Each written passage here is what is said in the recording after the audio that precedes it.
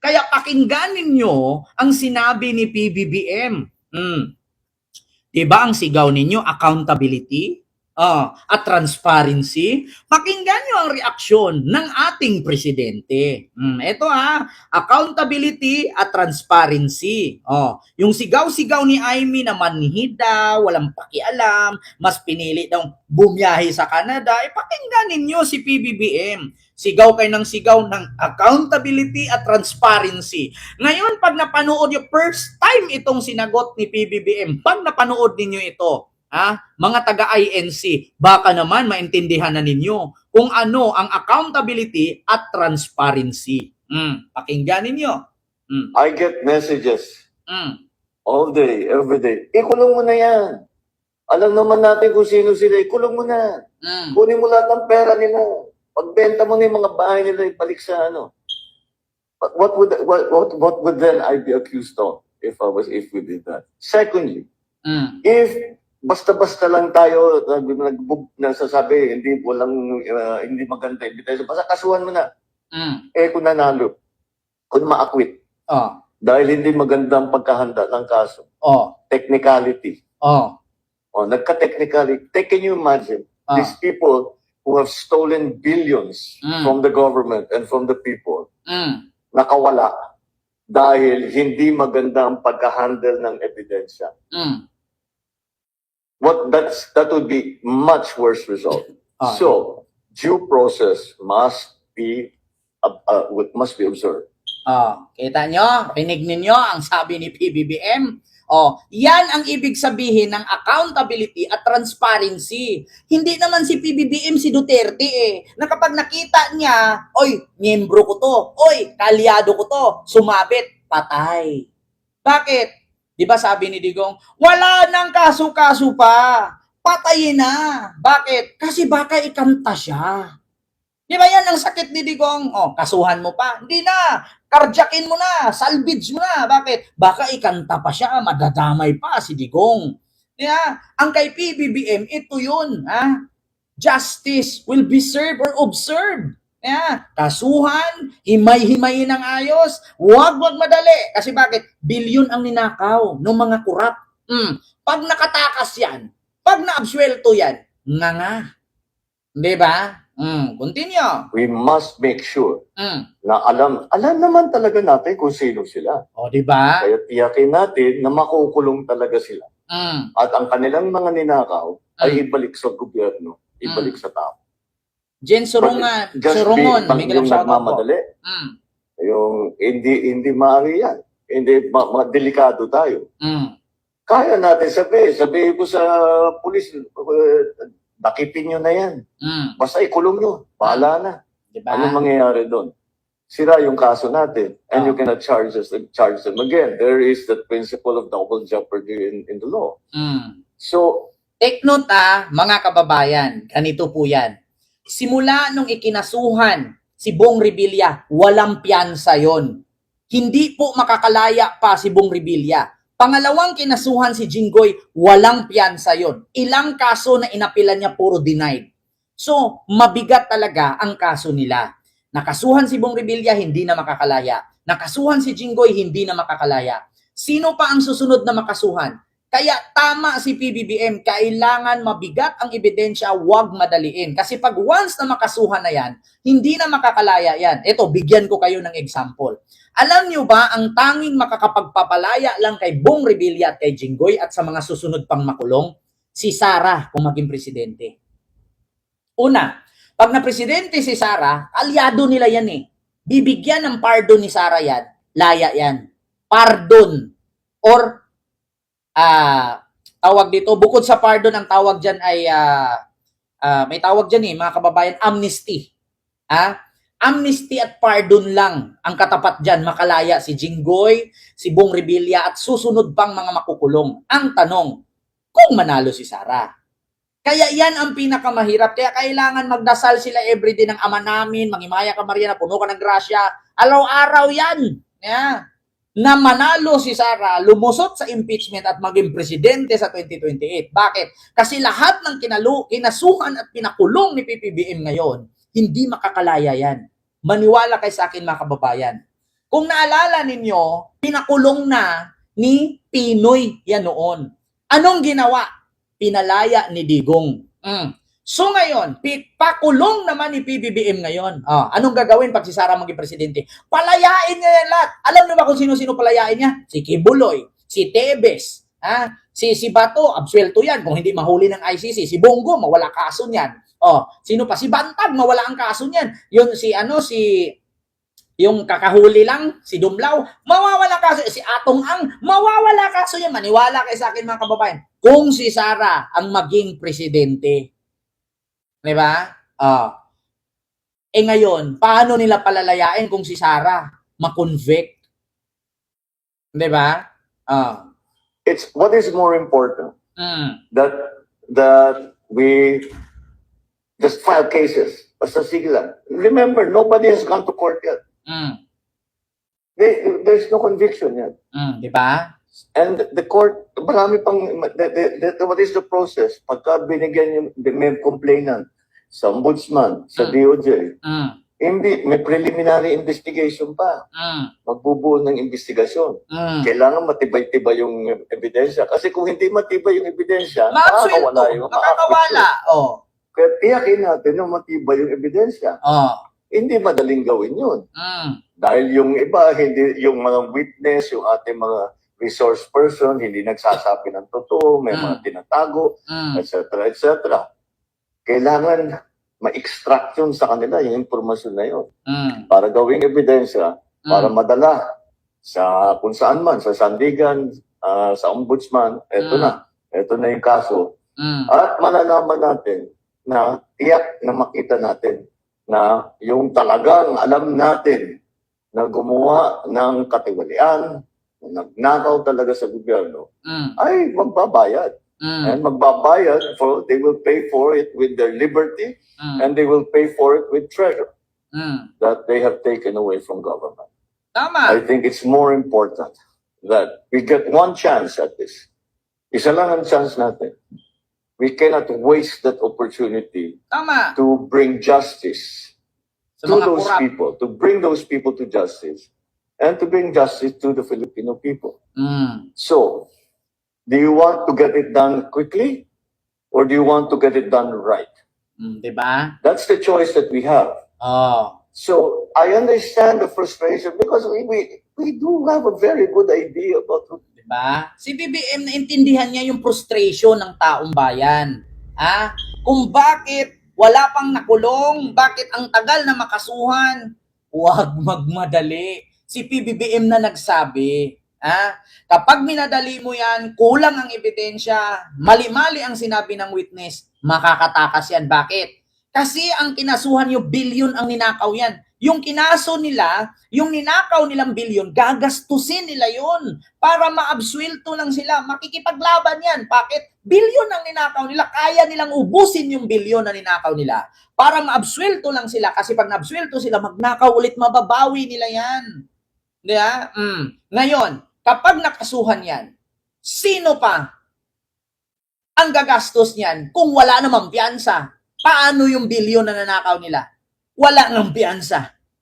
Pangalawa, paano sila mapapatakas kung ang gobyerno galit sa kanila?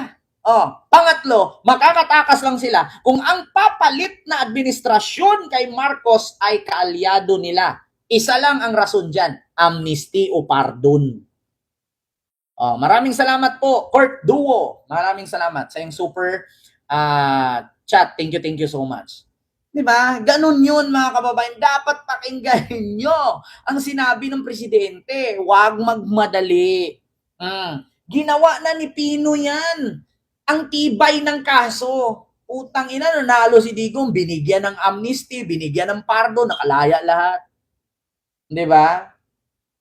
Kaya nga ang mga kakamping ngayon ay pumabor kay PBBM kasi ganyan din ang ginawa ni Pinoy noon. Ni minsan ba, narinig nyo ba si Pinoy nagmura?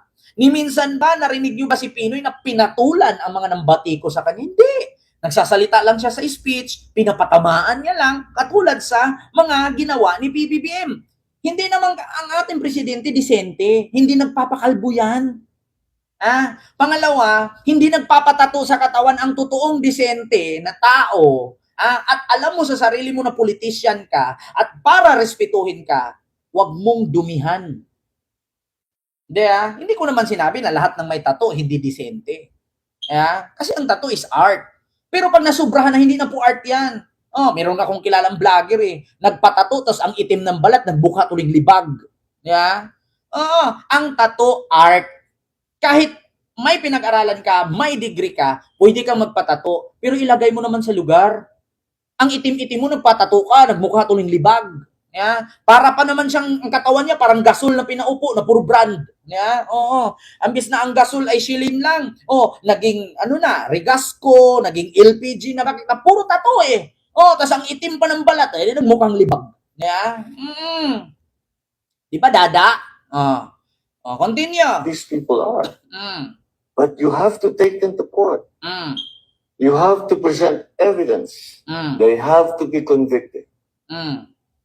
And as I'm sure anyone who has been involved in any kind of legal proceeding, we are all very frustrated, especially non-lawyers, are very frustrated by how long it takes. Diba? Kadalasan sa mga non-lawyers napo-frustrate. Kasi bakit ang tagal ng kaso? Kasi hindi nga naman tayo lawyer. Pero kung lawyer ta, naiintindihan natin kung bakit ganun si PBBM, ang tagal niyang kasuhan, ang tagal niyang ipakulong. Pero kung lawyer ka, alam mo yan Si Sara lang naman yung lawyer-lawyeran, hindi niya naintindihan Kaya nga kinakalaban nila si PBBM kasi bakit halos lahat ng sakop nila sangkot sa... Naramdaman nyo ba? Na-gets nyo ba? Napanood nyo ba? At naisip nyo ba? Halos lahat ng miyembro ng mga politiko na kalyado ni Sara, lahat may kaso. Tebes, Kibuloy, Bantag, Dumlaw, Pato, Bungo, Padilla, Cayetano, Villanueva, Marcoleta. Sino pa? Halos lahat sila Diba? Kaya galit sila kay PBBM kasi si PBBM binangga lahat ng mga tarantadong politisyan. Ganun lang naman kasimple yan Una, ganito, bigyan ko kayo ng example. Alam nyo ba na bakit halos lahat ng politiko ayaw sumuporta kay Trillanes? Diba? Si Kiko. Diba? Alam nyo ba, si Trillanes, kung bakit halos walang politician ang susuporta sa kanya? Kasi bakit? Talagang tatadtarin ka ni Trillanes. Sino ba naman politician na susuporta kay Trillanes? Halos naman lahat ng politician sa Pilipinas. 87% of the politician in the Philippines is corrupt. Diba? 87% of the politician in the Philippines is corrupt. Kaya kung meron mang tatakbong presidente na galit sa corrupt, hindi nila susuportahan yan. Bakit? Takot sila Bitay nga, hindi nila maipasa-pasa Bakit? Kasi pag ipinasa nila ang bitay, sila yung mauuna. Diba? Hindi naman rason dyan na, hindi natin ipasa ang bitay. Bakit? Kasi sa mga mahihirap lang pina-implement yan. Wow! Pina-implement sa mahihirap? O sadyang kayo yung mauuna kaya ayaw niyong pumirma? Totoo naman talaga. Ang bitay, sagot sa korupsyon para mahinto. Pero bakit halos sa lahat ng mambabatas ay hindi pumirma sa bitay? Hindi nga pinirmahan pagka convicted ka sa plunder, firing squad. Bakit? Pumirma ba sila doon kay Olasco at kay Bato? Di ba nagawa ng batas si Olasco, firing squad ang mga convicted sa plunder, pati si Bato, ibitay. Pinirmahan ba ng mga mambabatas, senador at congressman? Hindi. Bakit? Kasi sila yung mauuna Si Sara Duterte, pag na-convict yan sa plunder, si Bong Revilla, si Jinggoy, patay na sana yan. Nasalang na sana sa firing squad yan. Bakit? Convicted sa plunder Kaya nga ayaw nila pumirma Diba? Simple lang yan. Kung alam mo sa sarili mo wala kang ginawang pagkakamali, pipirma ka. Pero kung alam mo sa sarili mong buhaya ka, talagang aayawan mo ang batas na bitay. Kasi una, kung pumasa ang ang tawag dito, firing squad na batas na iginawa ni Mayor Olasco ng Zamboanga City. At yung batas na bitay ni Bato sa Senado, kung inaprubahan yan at inamindahan at lumusot, malamang sa malamang, patay na si Jinggoy at si Bong Revilla ngayon. Susunod pa si Marcoleta. Susunod pa si Joel Villanueva. Susunod pa si Chessy Escudero. Ilan sila dyan? Number 1 si Sara. Diba? Ganun kasimple yan eh. Sino-sino ba yung mga nakakasuhan ng plunder ngayon? Di sana ubos din silang lahat ngayon, pinagbibitay na yan. Diba? Tama si PBBM. Nagsalita ng Pangulo. Kung madaliin natin yan, bilyon ang ninakaw ng mga politician na yan, ubusin nila yung bilyon nila para lang mabswelto sila. Pero kung hitik, punong-puno, saktong-sakto at solido ang ebidensya mo, hindi makakalaya yan. Ang tanging magpapalaya lang sa kanila ay amnesty at pardon ng susunod na administrasyon. Diba? Ganun yon mga kababayan. Kita nyo naman, mga kababayan. Eto, speaking, mga kababayan, diba sabi ni Amy, bangag daw ang administrasyon. Manhid. Mas pinili daw ang lumipad ng Canada kaysa sa harapin ang mga Pilipinong nagdudusa sa mahal na presyo ng gasolina. Wow! Hindi mo ba napanood, Amy, na kahit dumaan ka ng Shell, Caltex, Petron at saang mga gasolinahan, di ba may logo, Bagong Pilipinas, 10 pesos per liter subsidy program ng presidente. Sinong may sasakyan dyan? Sinong may mga motor dyan? Pumunta kayo ng gasoline station ngayon, ipaputol ko daliri ko kung wala kayong makikitang logo ng Bagong Pilipinas 10 peso subsidy sa gasolina per liter. Sinong mga may sasakyan dyan? Paki-comment. Hindi nyo ba nakikita ang ganitong logo? Ito Ito mga kababayan.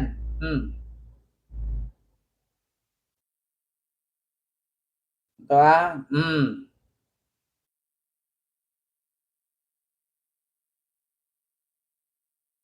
Ito, mga kababayan, Bagong Pilipinas. Ito, sinong mga nakakakita, mga kababayan, ng ganito? Na pagdaan mo sa isang gasoline station, ayan, sinong nakakakita ng ganyang logo, 10 pesos off, tapos may logo ng Bagong Pilipinas? Bakit sabi ni Amy, walang ginawa ang gobyerno, walang ginawa ang Pilipinas? Bakit merong 10 pesos kada litro na kaltas? Kung 80 ang litro, si tinta na lang kasi may binabayad ang gobyerno bawat litro. Ayan fuel subsidy available dito. 10 pesos off per liter. Bakit anong sabi ni Amy? Wala daw ginawa ang presidente ng Pilipinas dahil manhid. Bangag daw. Diba? Bakit halos lahat ng gasoline station may ganyan? Gusto nyo lakihan natin. Ayan pa Ayan kita nyo. Ayan. Bagong Pilipinas logo. Ayan 10 pesos. Saan ba yung mata mo, Amy, natakpan ng baba? Ano ba nauna sa'yo? Baba o mata? Huwag ka magalit sa akin, Senador Amy. Tama yung sinasabi ko. Sa mga litanya mo, sa rally ng INC, sabi mo, walang pakialam ang administrasyon, manhid, dahil hindi abot kayang presyo ng gasolina. Ano yung ginawa ng presidente? Ilang gasoline station meron ang Pilipinas? Ilang litrong gasolina meron sila? Kada merong bibili, 10 piso ang binabayaran ng gobyerno. Kung meron silang 1,000 liters, 1,000 liters sa isang gasolinahan. 1,000 lang kaya? 1,000 liters. Every liter 10 pesos ang binabayaran yan ng gobyerno. 10 times 1,000. Yeah? 100,000 na. Hindi, 10,000. Sa 1,000. Paano kung 1 million liters yan? Di 10 million. Di ba? Sa 1,000 liters, 10. Di 10,000. Kung 1 million liters meron ang gasolinahan, di 10 million ang binabayaran ng gobyerno per gasoline station. O bakit sabi ni Aimee, wala daw ginawa, manhid daw ang gobyerno, na hindi daw abot kaya ang presyo ng gasolina. Wow! Aimee, huwag kami.